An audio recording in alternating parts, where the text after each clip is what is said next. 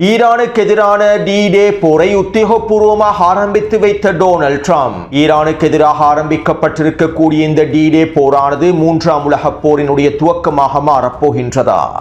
ஈரானுக்கு எதிராக ஆரம்பிக்கப்பட்டிருக்கக்கூடிய இந்த டி-டே போருக்கு ஈரான் எவ்வாறான பதிலடிகளை வழங்கப் போகின்றது? அடுத்த கட்டமாக ஈரான் எவ்வாறு அடித்து ஆடப் போகின்றது?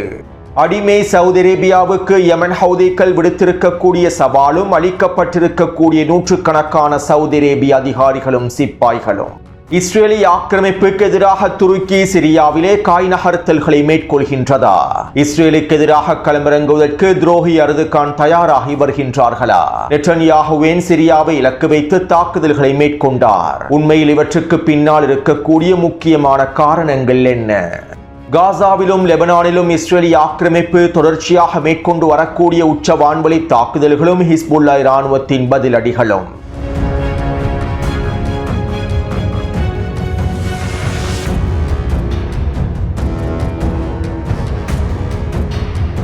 காசாவின் களத்திலே இஸ்ரேலிய ஆக்கிரமிப்பு தொடர்ச்சியான வான்வழி தாக்குதல்களையும் படுகொலை தாக்குதல்களையும் மேற்கொண்டு வருகின்றது. கூடாரங்களில் தங்கியிருக்கக்கூடிய பலஸ்தீனிய மக்களை இலக்கு வைத்தும் பலஸ்தீனிய மக்களுடைய அத்தியாவசிய தேவைகளை நிறைவேற்றக்கூடிய பகுதிகளை கொண்டிருக்கக்கூடிய பிரதேசங்களை இலக்கு வைத்தும் இந்த தாக்குதல்கள் மேற்கொள்ளப்படுகின்றன. கடந்த 24 மணித்தியாலத்திற்குள்ளே பலஸ்தீனிய மக்களுடைய குடியிருப்பு பிரதேசங்களை இலக்கு வைத்து 4 தாக்குதல்கள் மேற்கொள்ளப்பட்டிருந்தன. இந்த 4 தாக்குதல்களிலே 15க்கும் அதிகமான பலஸ்தீனிய மக்கள் இனப்படுகொலை செய்யப்பட்டுள்ளார்கள். பலஸ்தீனிய மக்களுடைய கூடாரங்களை இலக்கு வைத்து இந்த தாக்குதல் மேற்கொள்ளப்பட்டுள்ளன. மேலும் இவை தொடர்பான காணொளிகளை டெலிகிராம் சேனலில் பதிவிட்டுள்ளேன். அதே போன்று வடக்கு காசாவினுடைய பெய்ட்லாஹியா பிரதேசத்தை இலக்கு வைத்தும் மத்திய காசாவினுடைய மேற்கு பிரதேசத்தை இலக்கு வைத்தும் கான்யூனிஸினுடைய சில முக்கியமான பகுதிகளை இலக்கு வைத்தும் இஸ்ரேலிய ஆக்கிரமிப்பு படுகொலை தாக்குதல்களை மேற்கொண்டிருந்தது. இந்த படுகொலை தாக்குதலிலே ஹமாஸினுடைய உயரடுக்கு படைப்பிரிவை சேர்ந்த 3 முக்கியமான கட்டளை தளபதிகள் படுகொலை செய்யப்பட்டிருப்பது உறுதி செய்யப்பட்டுள்ளது. அதே போன்று மத்திய காசா பிரதேசத்திலே இருக்கக்கூடிய போலீஸ் பிரிவு ஒன்றை இலக்கு வைத்தும் தாக்குதல்கள் மேற்கொள்ளப்பட்டுள்ளன. காசாவிலே செயற்படக்கூடிய போலீஸ் படைப்பிரிவினுடைய பெண்கள் பிரிவே குறித்த பிரதேசத்தில் அமைக்கப்பட்டிருந்தன. இப்படியான நிலைமையில் குறித்த பெண் போலீஸ் படைப்பிரிவினுடைய தளத்தை இலக்கு வைத்து இந்த தாக்குதல் மேற்கொள்ளப்பட்டுள்ளது. இந்த தாக்குதலினால் குறித்த பகுதியிலே நிலை கொண்டிருந்த ஹமாஸின் போலீஸ் பிரிவை சேர்ந்த 3 பேர் கொல்லப்பட்டிருப்பதாக தெரிவிக்கப்படுகின்றது. அது மட்டுமல்லாமல் குறித்த தாக்குதலினால் 9க்கும் அதிகமான பலஸ்தீனிய மக்களும் இனப்படுகொலை செய்யப்பட்டுள்ளார்கள். மேலும் இனி வரக்கூடிய நாட்களில் காசாவின் களத்திலே தாக்குதல்கள் அதிகரிக்கப்படும் என்றும் தெரிவிக்கப்படுகின்றது. இஸ்ரேலிய ஆக்கிரமிப்பிலே பாராளுமன்ற தேர்தல் நடைபெறுவதனால் நெட்டன்யாகு தன்னுடைய தேர்தல் பிரச்சாரங்களுக்காகவும் இந்த தாக்குதல்களை பயன்படுத்திக் கொள்கின்றார். மேலும் காசாவுக்கான பீஸ் கவுன்சில் நிர்வாகத்தினால் நடைமுறைப்படுத்தப்பட்டுள்ள ஒப்பந்தத்தின் 2ஆம் கட்டத்தினை நடைமுறைப்படுத்துவது தொடர்பாக விவாதங்கள் தொடர்ச்சியாக நடைபெற்று வருகின்றன. டொனால்ட் ட்ரம்பினுடைய மருமகனான ஜரேட் குஷ்னரும் நெட்டன்யாகுவின் நிபந்தனைகளை முழுமையாக ஏற்று ஹமாஸ் தான் முதலில் ஆயுதத்தை கீழே வைக்க வேண்டும் என்றும் ஹமாஸ் நிராயுதபாணியாக்கப்பட வேண்டும் என்றும் வெளிப்படையாக அறிவித்துள்ளார். ஏற்கனவே வடிவமைக்கப்பட்ட 2ஆம் கட்டத்தினுடைய நிபந்தனைகளையும் மாற்றி அமைத்துள்ளார். இதைத் தொடர்ந்து ஹமாஸினுடைய தலைவர்களுக்கும் அடிமை மத்தியஸ்தர்களுக்கும் இடையில் அடுத்த கட்ட பேச்சுவார்த்தைகளும் ஆரம்பிக்கப்பட்டுள்ளன. அதே நேரம் இந்த பேச்சுவார்த்தைகளை இழுத்தடிப்பு செய்வதற்காகவே ஹமாஸினுடைய தலைவர்களும் வேலை திட்டங்களை முன்னெடுத்து வருகின்றார்கள். அடுத்து தெற்கு லெபனான் பிரதேசத்திலே நபட்சியாவினுடைய அலியல் தாஹிர் பிரதேசத்தினூடாக இஸ்ரேலிய ஆக்கிரமிப்பினால் முன்னேற முடியவில்லை. கடந்த 5 நாட்களாக அலியல் தாஹிர் மலையுச்சி பிரதேசத்தினை கைப்பற்றுவதற்காகவும் மலையுச்சி பிரதேசத்திலே நிலை கொண்டிருக்கக்கூடிய சுரங்கப்பாதைகளுக்குள்ளே சிக்கிக் கொண்டிருக்கக்கூடிய ஹிஸ்புல்லா இராணுவத்தினை அழிப்பதற்காகவும் அவர்களை முழுமையாக முற்றுகையிட்டு அழிப்பதற்காகவும் இஸ்ரேலிய ஆக்கிரமிப்பு தரைவழி தாக்குதல்களை மேற்கொண்டு வருகின்றது. இருப்பினும் ஹிஸ்புல்லா இராணுவத்தினுடைய உச்ச பதிலடி தாக்குதல்களினால் இஸ்ரேலிய ஆக்கிரமிப்பின் தரைப்படையினருக்கு அலியல் தாஹிர் மலையுச்சி பிரதேசத்தினை முழுமையாக கைப்பற்ற முடியவில்லை. குறித்த மலையுச்சி பகுதியில் இருக்கக்கூடிய ஹிஸ்புல்லா இராணுவத்தின் சுரங்கப்பாதைகளுடைய நுழைவாய்களை அளித்திருந்தாலும் குறித்த சுரங்கப்பாதைகளை முழுமையாக அவர்களால் முற்றுகையிட்டு கைப்பற்ற முடியவில்லை. மேலும் குறித்த சுரங்கப்பாதைக்குள்ளே கிட்டத்தட்ட 40 தொடக்கம் 60 வரையிலான ஹிஸ்புல்லாவின் ரதுவான் படைப்பிரிவினர் இருப்பதாகவும் இவர்கள் இறுதி வரை இஸ்ரேலிய ஆக்கிரமிப்புக்கு எதிராக போராடப் போவதாகவுமே அறிவித்துள்ளார்கள். இதற்கமைவாக கடந்த 24 மணித்தியாலத்திற்குள் இஸ்ரேலிய ஆக்கிரமிப்பு இராணுவத்தின் தரைப்படைகளை இலக்கு வைத்து 3 தாக்குதல்களை மேற்கொண்டுள்ளார்கள். அலியல் தாஹிர் மலையுச்சி பிரதேசத்தை நோக்கி நகரக்கூடிய இஸ்ரேலிய ஆக்கிரமிப்பின் 3 கவச வாகனங்களை இலக்கு வைத்தும் அவர்கள் நிலை கொண்டிருக்கக்கூடிய பகுதிகளை இலக்கு வைத்துமே ட்ரோன் தாக்குதல்களையும் கவச எதிர்ப்பு ஏவுகணை தாக்குதல்களையும் மேற்கொண்டுள்ளார்கள். அதே நேரம் இந்த தாக்குதல்களை தடுத்து நிறுத்த முடியாமல் ஹிஸ்புல்லா இராணுவத்தின் போராளிகளை தடுத்து நிறுத்த முடியாமல் இஸ்ரேலிய ஆக்கிரமிப்பு அலியல் தாஹிர் மலையுச்சி பிரதேசத்தை சுற்றி வளைத்தும் நபட்டியாவினுடைய பல பிரதேசங்களை இலக்கு வைத்தும் தெற்கு லெபனானினுடைய பல பகுதிகளை இலக்கு வைத்தும் உச்ச வான்வழி தாக்குதல்களை மேற்கொண்டு வருகின்றது. கடந்த 24 மணித்தியாலத்திற்குள்ளே தெற்கு லெபனான் பிரதேசத்திலே 10க்கும் அதிகமான வான்வழி தாக்குதல்கள் மேற்கொள்ளப்பட்டுள்ளன. கிட்டத்தட்ட 15க்கும் அதிகமான லெபனானிய மக்கள் இனப்படுகொலை செய்யப்பட்டுள்ளார்கள். மேலும் ரிச்சானி நதிக்கு வடக்கு பகுதியில் இருக்கக்கூடிய லெபனானிய மக்கள் தொடர்ச்சியாக இடம்பெயர்ந்து வருகின்றார்கள். அடுத்து 2 நாட்களுக்கு முன்பு இஸ்ரேலிய ஆக்கிரமிப்பு சிரியாவின் இதிலிப் பிரதேசத்தில் இருக்கக்கூடிய இராணுவ கட்டளை தளம் ஒன்றை இலக்கு வைத்து வான்வழி தாக்குதல்களை மேற்கொண்டிருந்தது.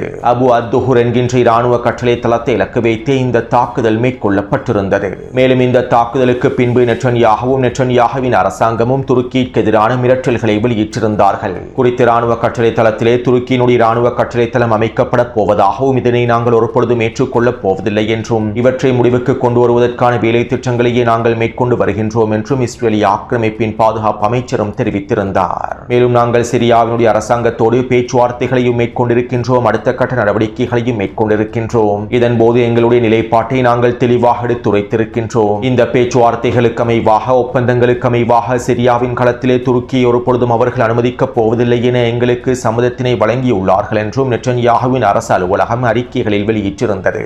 அத்தோடு குறித்த இராணுவ கட்டளை தளத்திலே துருக்கியினுடைய எந்தவிதமான துருப்புக்களும் களமிறக்கப்படவில்லை என்றும் துருக்கியினுடைய எந்தவிதமான படைப்பிரிவுகளும் களமிறக்கப்படவில்லை என்றும் குறித்த இராணுவ கட்டளை தளமானது துருக்கிக்காக பயன்படுத்தப்பட்ட இராணுவ கட்டளை தளம் அல்ல என்றும் சிரியாவுக்கான அமெரிக்க தூதர் டொம் பெராக்கும் அறிக்கைகளை வெளியிட்டிருந்தார். அது மட்டுமல்லாமல் மொசாடினுடைய தலைவராக செயற்படக்கூடிய ரோமன் கொஃப்மேன் தக்ஃபீரி ஜூலானினுடைய அரசாங்கத்தின் வெளியுறவுத்துறை அமைச்சருக்கு தொலைபேசி அழைப்பை ஏற்படுத்தி கலந்துரையாடல் ஒன்றையும் மேற்கொண்டுள்ளார். குறித்த தாக்குதல்கள் மேற்கொள்ளப்படுவதற்கு முன்பே இந்த கலந்துரையாடல் மேற்கொள்ளப்பட்டிருப்பதாக தெரிவிக்கப்படுகின்றது. மேலும் இதன்போது சிரியாவுக்கும் இஸ்ரேலுக்கும் இடையிலே நடைபெற்றிருக்கக்கூடிய பேச்சுவார்த்தைகளுக்கு அமைவாக ஜூலானின் அரசாங்கம் செயற்பட வேண்டும் என்றும் துருக்கியினுடைய துருப்புக்களை ஒருபொழுதும் சிரியாவின் களத்திலே களமிறக்குவதற்கு நாங்கள் அனுமதிக்கப் போவதில்லை என்றும் தெரிவித்திருப்பதாக தகவல்கள் வெளியாகியுள்ளன. அத்தோடு சிரியாவின் களத்திலே இஸ்ரேலிய ஆக்கிரமிப்பு ராணுவம் இந்த தாக்குதல்களை மேற்கொண்டதற்கு பின்பு குறித்த இராணுவ கட்டளை தளத்தை இலக்கு வைத்து தாக்குதல்களை மேற்கொண்டதற்கு பின்பு நெட்டன்யாகுவும் அவருடைய அரசு அலுவலகமும் அறிக்கைகளை வெளியிட்டதற்கு பின்பு துருக்கிக்கும் இஸ்ரேலுக்கும் இடையிலே அடுத்த கட்ட போர் ஆரம்பிக்கப்பட போகின்றது. எங்களுடைய தலைவர் அர்துகான் தெளிவான காய் நகர்த்தல்களை மேற்கொண்டு வருகின்றார். இஸ்ரேலுக்கு எதிராக சிரியாவை களமிறக்குவதற்கு அவர் தரமான காய் நகர்த்தல்களை மேற்கொண்டு வருகின்றார் என துரோகி அர்துகானினுடைய பக்தர்கள் பிரச்சாரங்களையும் மேற்கொண்டிருந்தார்கள். தற்போது மிகை தொடர்பான அதிகளவான மிகைப்படுத்தப்பட்ட பிரச்சாரங்கள் தொடர்ச்சியாக மேற்கொள்ளப்பட்டு வருகின்றன. உண்மையிலேயே துரோகி அர்துகானினுடைய பக்தர்களை நினைத்தால் வேடிக்கையாகவும் சிரிப்பாகவும் இருக்கின்றது. அலெக்சா வெள்ளப்போர் ஆரம்பிக்கப்பட்டு 3 வருடங்கள் சென்றதற்கு பின்பும் துரோகி அர்துகானுடைய பக்தர்கள் இவ்வாறு பிரச்சாரங்களை மேற்கொள்வது சிரிப்பாகவே இருக்கின்றது. இன்னும் ஒரு விதத்தில் குறிப்பிடுவதாக இருந்தால் அதிகளவான துரோகி அர்துகானுடைய பக்தர்கள் 2005ஆம் ஆண்டு காலப்பகுதியிலேயே இருக்கின்றார்கள். அவர்கள் இன்னும் அப்டேட் ஆகவில்லை. துரோகி அர்துகானை கலீஃபாவாக ஏற்றுக்கொண்டிருக்கக்கூடிய இந்த அடிமை பக்தர்களுக்கு சர்வதேச அரசியல் களத்தில் ஏற்பட்டிருக்கக்கூடிய மாற்றங்களை கூட புரிந்து கொள்ள முடியவில்லை. துரோகி அர்துகானுடைய உண்மையான முகத்தை ஒட்டுமொத்த முஸ்லிம் சமூகமும் தெளிவாக புரிந்து கொண்டு விட்டது. உண்மையிலேயே துரோகி அர்துகானுடைய பக்தர்கள் அடிமை அரபுகளுடைய பக்தர்களுக்கும் சளைத்தவர்கள் அல்ல என்பதனை தொடர்ச்சியாக உறுதிப்படுத்துகின்றார்கள். அத்தோடு சிரியாவினுடைய இராணுவ கட்டளை தளத்தை இலக்கு வைத்து இஸ்ரேலிய ஆக்கிரமிப்பு ராணுவம் எதற்காக தாக்குதல்களை மேற்கொண்டது என்பது தொடர்பாக நான் 2 நாட்களுக்கு முன்பே தெளிவாக குறிப்பிட்டிருந்தேன். சிரியாவின் களத்திலே நெட்டன்யாகு மீண்டும் தாக்குதல்களை ஆரம்பித்திருப்பது அவர்களுடைய தேர்தல் பிரச்சாரத்தின் ஒரு பகுதியாகும். தற்போது இஸ்ரேலிய ஆக்கிரமிப்பிலே தேர்தல் பிரச்சாரங்கள் சூடுபிடிக்க ஆரம்பித்துள்ளன. இஸ்ரேலிய ஆக்கிரமிப்பின் முன்னாள் பிரதமரான நஃப்டலி பென்னட் இஸ்ரேலிய ஆக்கிரமிப்பின் எதிர்க்கட்சி தலைவரான யாயர் லாபிடோடு ஒன்றிணைந்து நெட்டன்யாகுவுக்கு எதிராக மும்முரமாக களமிறங்கியுள்ளார். மேலும் இஸ்ரேலிய ஆக்கிரமிப்பின் முன்னாள் பிரதமரான நஃப்டலி பென்னட்டினுடைய பிரச்சாரங்களை நீங்கள் எடுத்து நோக்கினால் அவருடைய பிரச்சாரங்கள் துருக்கி மற்றும் கத்தாருக்கு எதிரான பிரச்சாரங்களாகவே அமைந்திருக்கும். ஏனென்றால் 2022ஆம் ஆண்டு நஃப்டலி பென்னட் தன்னுடைய பிரதமர் பதவியை இழப்பதற்கு கத்தாரும் துருக்கியும் மிக முக்கியமான காரணமாக செயற்பட்டுள்ளன. 2022ஆம் ஆண்டு கட்டார் கேட்டினுடைய ஊழல்கள் தொடர்பாக பலர் கேள்விப்பட்டிருப்பீர்கள். இதற்கமைவாகவே இஸ்ரேலிய ஆக்கிரமிப்பு களத்திலும் கத்தார் கேட்டினுடைய ஊழல் விவகாரங்கள் தொடர்ச்சியாக மேற்கொள்ளப்பட்டிருந்தன. 2022ஆம் ஆண்டு இஸ்ரேலிய ஆக்கிரமிப்பு பிரதமராக இருந்த நஃப்டேல் பெனட்டை பதவியிலிருந்து நீக்குவதற்காக கத்தார் கேட் ஆனது பல மில்லியன் டாலர்களை இஸ்ரேலிய ஆக்கிரமிப்பின் அரசியல் களத்திலே களமிறக்கி இருந்தது. மேலும் இந்த கட்டார் கேட்டினுடைய ஊழல்களையும் லஞ்சத்தையும் பயன்படுத்தி நெட்டன்யாகுவின் கட்சியும் இலகுவாக ஆட்சிக்கு வந்தது. இவ்வாறான காரணங்களினால் முன்னாள் பிரதமர் நஃப்டேல் பெனட்டுக்கு கத்தார் மீதும் துருக்கியின் மீதும் மிகப்பெரிய கோபம் காணப்படுகின்றது.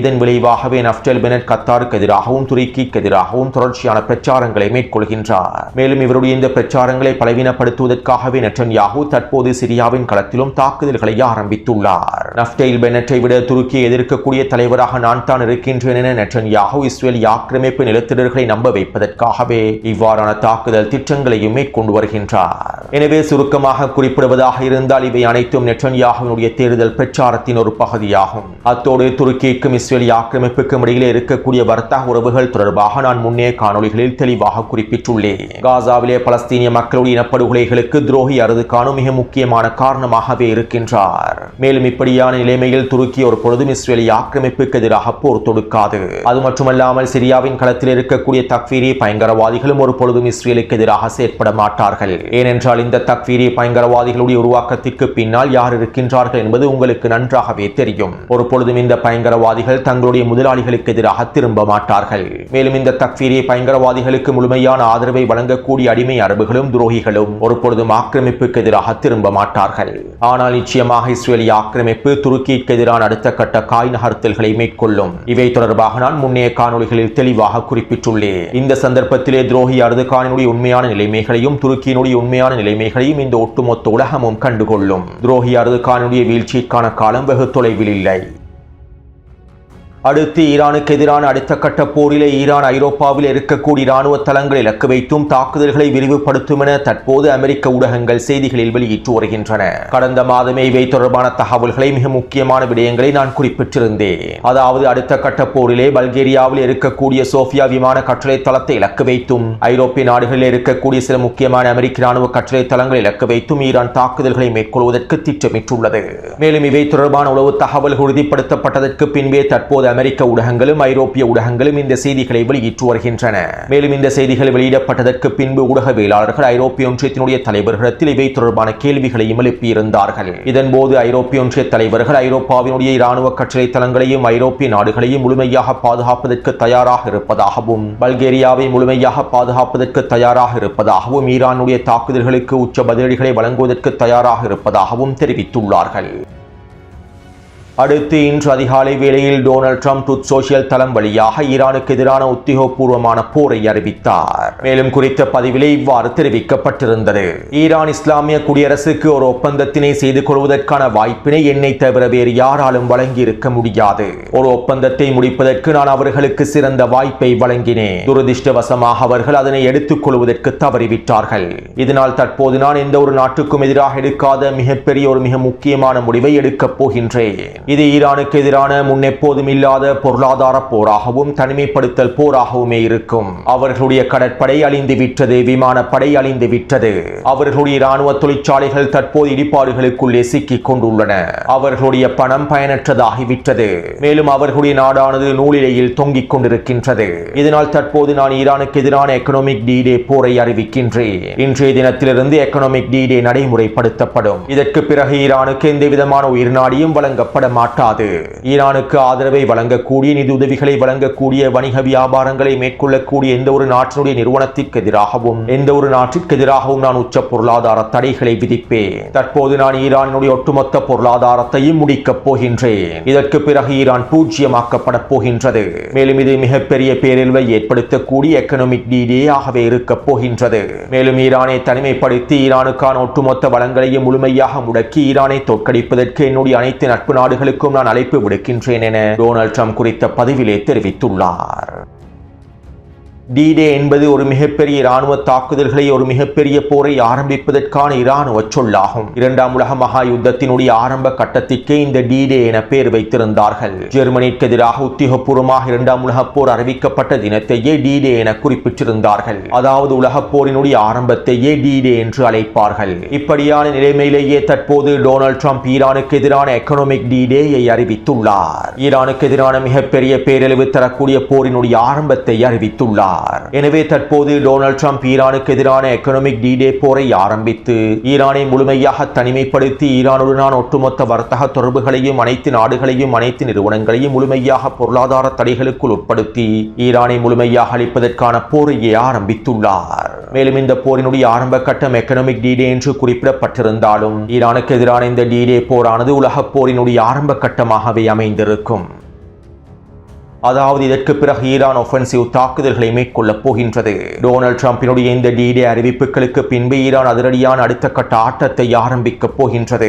ஈரான் தற்போது எந்த விதமான தாக்குதல்களையும் மேற்கொள்ளாமல் ஒஃபென்சிவ் நடவடிக்கைகளை மேற்கொள்ளாமல் அமைதியாக இருந்தால் ஈரானுக்கு எதிரான டொனால்ட் ட்ரம்பினுடைய D-Day நடவடிக்கைகள் அனைத்தும் வெற்றியடைந்துவிடும். எனவே தற்போது டொனால்ட் ட்ரம்பினுடைய இந்த D-Day போரினுடைய ஆரம்ப கட்டத்தை சமாளிக்க வேண்டுமாக இருந்தால் ஈரான் ஒஃபென்சிவ் தாக்குதல்களையே பதிலடி தாக்குதல்களையே மேற்கொள்ள வேண்டும். இந்த போரை ஈரானை அடுத்த கட்டத்தை நோக்கி நகர்த்த வேண்டும். இல்லாவிட்டால் ஈரானுக்கான இழப்புகள் அதிகரித்துவிடும். எனவே இப்படியான நிலைமையில் போரானது அடுத்த கட்டத்தை நோக்கி நகரும் சந்தர்ப்பத்தில் ஈரான் ஒஃபென்சிவ் தாக்குதல் வழிமுறைகளை நடைமுறைப்படுத்தும் சந்தர்ப்பத்தில் இந்த போரானது நிச்சயமாக உலகப் போராகவே மாறப்போகின்றது. நான் முன்னே காணொலியில் கூறியதை போன்று இறுதிப் போரினுடைய அடுத்த கட்டத்தை ஆரம்பிக்கப் போகின்றது.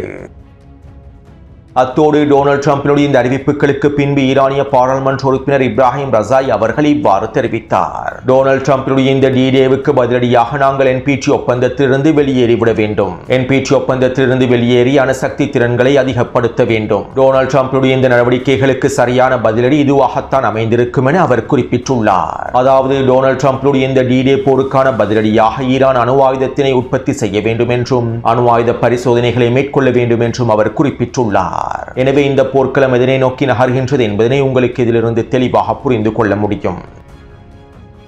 அடுத்து யமன் ஹவுதி இராணுவத்தினுடைய ஊடக பேச்சாளர் யஹ்யா சரி அவர்கள் அதிரடியான அறிவிப்பொன்றை வெளியிட்டிருந்தார். யமனின் ஆயுதப்படைகள் தற்போது மிகப்பெரிய நிபந்தனைகளை விதிக்கக்கூடிய அளவுக்கு மிகப்பெரிய இராணுவமாக மாறிவிட்டது.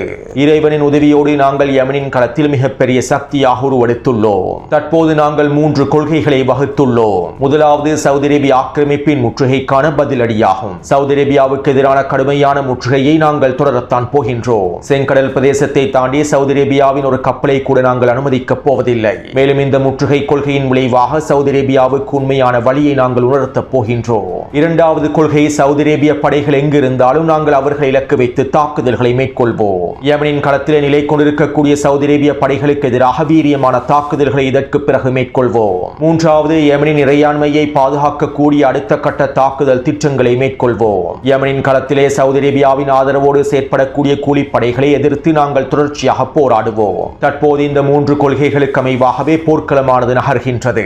அதே போன்று சவுதி அரேபிய ஆக்கிரமிப்புக்கு நாங்கள் சவால் விடுகின்றோம். உங்களுடைய முற்றுகையை நாங்கள் முடிவுக்கு கொண்டு வருவோம். யமன் மக்களுக்கு எதிரான உங்களுடைய கொடூரங்களுக்கு பதில் சொல்ல வைப்போம். அதே போன்று அடுத்த கட்ட பதற்ற அதிகரிப்பு தொடர்பாக நாங்கள் எச்சரிக்கைகளை விடுக்கின்றோம். சவுதி அரேபிய ஆக்கிரமிப்பின் எந்த ஒரு பதற்ற அதிகரிப்புக்கும் எங்களுடைய விரிவான பதிலடிகள் வழங்கப்படும். நாங்கள் இன்னும் எங்களுடைய பதிலடி தாக்குதல்களை அடுத்த கட்டத்தை நோக்கி நகர்த்தவில்லை. இனி வரக்கூடிய நாட்களில் நாங்கள் எங்களுடைய பதிலடி தாக்குதல்களை அடுத்த கட்டத்தை நோக்கி நகர்த்துவோம். இதன்போது நீங்கள் மிகப்பெரிய இழப்புகளை சந்திக்க வேண்டி ஏற்படும் என யமன் ஹவுதி இராணுவத்தினுடைய ஊடக பேச்சாளர் தெரிவித்துள்ளார்.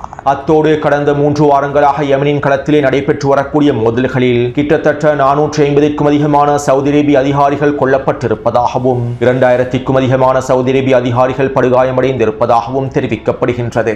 இவ்வாறு கொல்லப்பட்ட நூற்றுக்கணக்கான சவுதி அரேபிய அதிகாரிகளில் அதிகளவானோர் மிக முக்கியமான தளபதிகள் என்றும் தெரிவிக்கப்படுகின்றது. எனவே இந்த காணொளி தொடர்பான கருத்துக்களை பதிவிடுங்கள். தொடர்ந்து என்னோடு இணைந்திருங்கள். நன்றி, வணக்கம்.